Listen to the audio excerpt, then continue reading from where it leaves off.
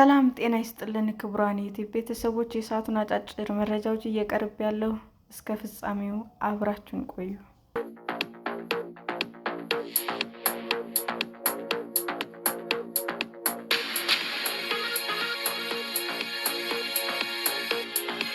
በኬንያ 4 ሰዎች ከተገደሉ በኋላ የነዳጅ ዋጋ ቅናሽ ቢያደርግም አድማው ቀጥሏል። በኬንያ የነዳጅ ዋጋ በከፍተኛ ሁኔታ መጨመሩን ተከትሎ ተቃውሞ ተቀስቅሶ 4 ሰዎች ተገድለው በርካቶች ጉዳት ከደረሰባቸው በኋላ የዋጋ ቅናሽ ቢደረግም አድማው ቀጥሏል። የኬንያ አገር ውስጥ ጉዳይ ሚኒስቴር እንዳስታወቀው ከአድማው ጋር በተያያዘ የሰዎች ሕይወት ጠፍቷል፣ ቢያንስ 30 ሰዎች ተጎድተዋል፣ እንዲሁም ከ300 በላይ ሰዎች በጸጥታ ኃይሎች ቁጥጥር ስር ውለዋል። የሀገሪቱ የተሽከርካሪ ባለንብረቶችና የአሽከርካሪዎች ማህበራት ከመንግስት ጋር ባደረጉት ድርድር የ10 ሽልንግ ቅናሽ የተደረገ ቢሆንም ባለመስማማታቸው ተቃውሞ ለሁለተኛ ቀን ማክሰኞ ዕለትም ቀጥሏል። ሰኞ ዕለት የዋና ከተማዋ ናይሮቢ ጎዳናዎች ጭር ብለው የዋሉ ሲሆን ትምህርት ቤቶችና ንግዶችም ተዘግተዋል። የተቃዋሚ ሰልፈኞችም መንገዶችን በድንጋይ የዘጉ ሲሆን ጎማዎችን ሲያቃጥሉ ታይተዋል። የሀገር ውስጥ ጉዳይ ሚኒስትር ኬፒቹማ ሙርኮሜን 348 ሰዎች በቁጥጥር ስር መዋላቸውን ጨምረው አስታውቀዋል። ኬንያውያን ለተቃውሞ አደባባይ የወጡት የነዳጅ ዘይት ላይ ከዚህ በፊት ታይቶ አይታወቅም በተባለው መጠን 20 በመቶ በላይ ጭማሪ በመደረጉ ነው። ኬንያ እንደ ሌሎች የአፍሪካ ሀገራት ሁሉ ነዳጅ የምታስገባው ከባህረ ሰላጤው ሀገራት ነው። የካቲት 21 2018 ዓ.ም ጀምሮ እስራኤልና አሜሪካ በኢራን ላይ ጦርነት በመክፈታቸው የተነሳ ከባህረ ሰላጤው የሚገባ የነዳጅ ዘይት መስተጓጎል ገጥሞታል። በአሜሪካና በኢራን መካከል የተኩስ አቁም ቢደረስም ዓለም 20 በመቶ ነዳጅ ዘይት የሚተላለፍበት የሆርሙዝ ወሽመጥ እንደተዘጋ በመሆኑ የነዳጅ ዋጋ እንደጨመረ ነው። በናይሮቢ በትናንትናው ዕለት በርካታ መንገዶች አውቶቡሶች አጥተው በእግራቸው ለመጓዝ ተገደዋል። ከናይሮቢ ወጣ ብላ በምትገኘው ኬቲ ንጌላ የሚኖረው ቻርለስ የትም ማታቱ ሚኒባሶች የሉም። ከዚህ ቀደም ከ100 እስከ 150 ሺሊንግ እንከፍል ነበር፣ አሁን ግን 300 ደርሷል። ህይወትን መቋቋም ከብዶናል። ስለዚህ እባክዎን ሩቶ ፕሬዚዳንት ዊልያም የትም ይሁኑ የትም ኬንያውን የሚያዳምጡ ከሆነ የነዳጅ ዋጋን ይቀንሱ ሲልም መማጸኑን ሮይተርስ ዘግቧል።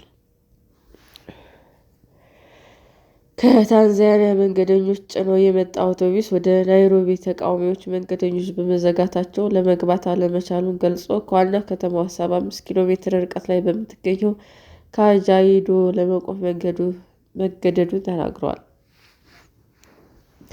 የአውቶቡሱ ረዳት አውቶቡሱ ሙሉ ነው፣ አብዛኞቹ መንገደኞች ለስራና ለንግድ ነው የሚንቀሳቀሱት፣ የትራንስፖርት አገልግሎት በመቋረጡ መንገዶች ቆመዋል፣ ተስፋ ቆርጠዋል ሲሉም ለቢቢሲ ተናግሯል።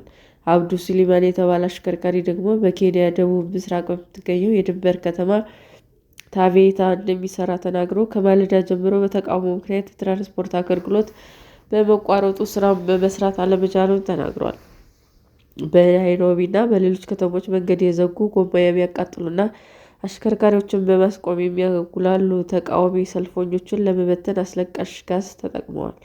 የናይሮቢ ፖሊስ አዛዥ ኢስማ መሐመድ 6 የፖሊስ ባልደረቦች መጎዳታቸው እንዲሁም 5 የፖሊስና 1 የነዋሪ መኪኖች ጉዳት እንደደረሰባቸው ተናግረዋል። ከተቃውሞ በፊት ፖሊስ ኬንያውያን ጸጥታ በማስከበር ረገድ እርምጃ እንደሚወስድ ገልጾ ተቃውሟቸውን የሚገልጹ ሰልፈኞች ማህበረሰቡን ከሚያውክ ተግባር እንዲታቀቡ አስጠንቅቆ ነበር።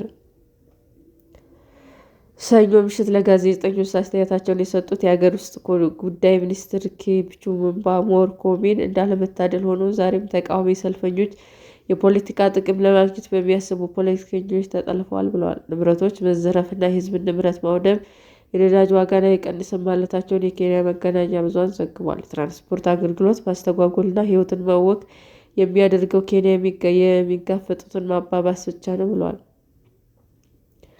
ሙርኮሜን አክለውም አብዛኛውን መንገድ ለትራንስፖርት ክፍት መሆናቸውን ተናግረው የአሽከርካሪዎችና ተሽከርካሪዎች ማህበራት ቀደም ሲል የግል አሽከርካሪዎች፣ የህዝብ ማመላለሻ አውቶቡሶችና የጭነት መኪና አሽከርካሪዎች ጨምሮ ሁሉም የተሽከርካሪ ተቋማት አድማውን እንዲቀላቀሉና ከእንቅስቃሴ እንዲቆጠቡ አስጠንቅቀው ነበር። ይህ እርምጃ ለትራንስፖርት አገልግሎት ሰጪዎች ሳይሆን ለእያንዳንዱ የኬንያ ዜጋ ጭምር ነው ሲሉም የትራንስፖርት ሴክተር አሊሳንስ በሰጠው መግለጫ አስታውቋል። ትምህርቱ መንግስት በዚህ ከፍተኛ የኑሮ ውድነት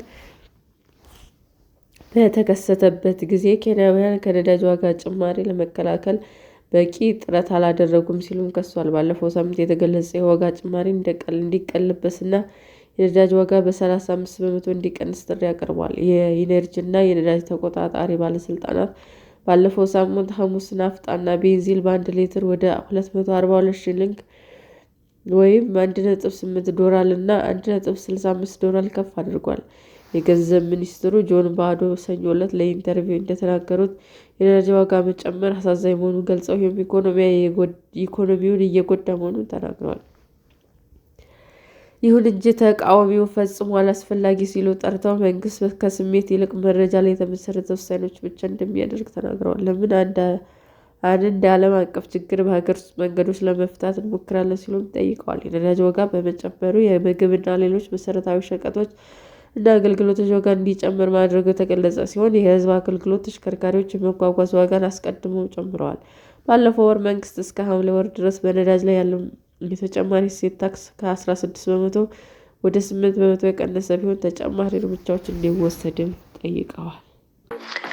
ሰላም ጤና ይስጥልን ውድ የዩቲዩብ ቤተሰቦቼ እንዴት ናችሁ? አዲስ ጀማሪ ነኝና ሰብስክራይብ ያደረጋችሁ አበረታቱኝ። አመሰግናለሁ። የዩቲዩብ አድማጮቻችን ለሰዓቱ ያቀረብኩላችሁ አጫጭር መረጃዎች ይህንን ይመስል ነበር። በሌላ መረጃ እስክንገናኝ ሼር፣ ላይክ፣ ሰብስክራይብ እንዲሁም ቢቀርብልን የምትሉት መረጃ ካለ ኮሜንት እያደረጋችሁ ቸር ቆዩን።